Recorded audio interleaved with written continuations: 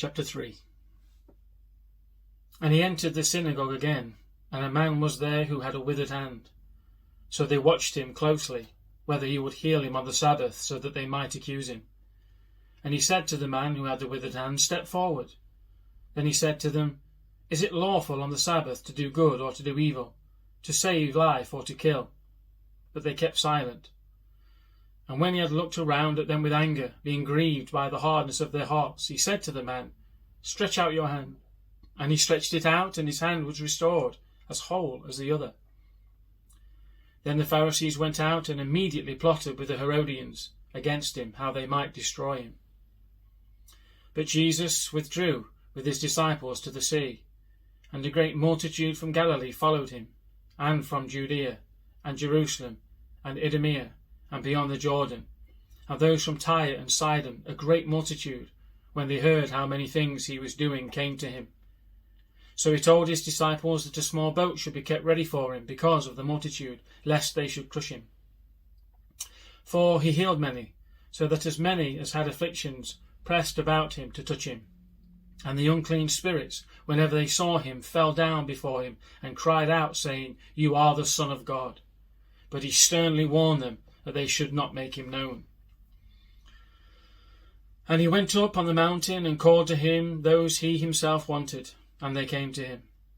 Then he appointed 12, that they might be with him, and that he might send them out to preach, and to have power to heal sicknesses and to cast out demons.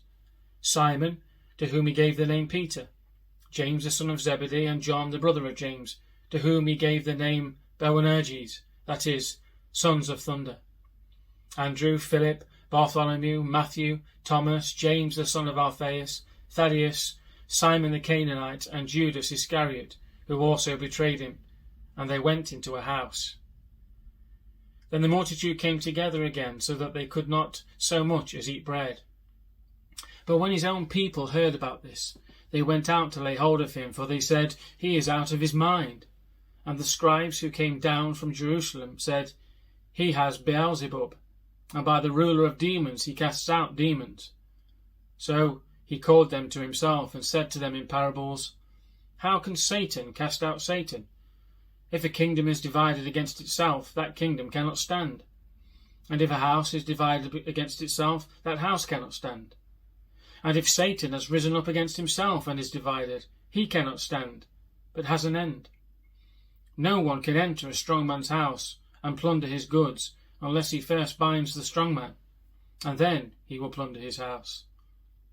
Assuredly I say to you, all sins will be forgiven the sons of men, and whatever blasphemies they may utter. But he who blasphemes against the Holy Spirit never has forgiveness, but is subject to eternal condemnation, because they said, he has an unclean spirit. Then his brothers and his mother came, and standing outside they sent to him, calling him. And a multitude was sitting around him, and said to him, "Look, your mother and your brothers are outside seeking you." But he answered them, saying, "Who is my mother or my brothers?" And he looked around in a circle at those who sat about him, and said, "Here are my mother and my brothers. For whoever does the will of God is my brother and my sister and mother."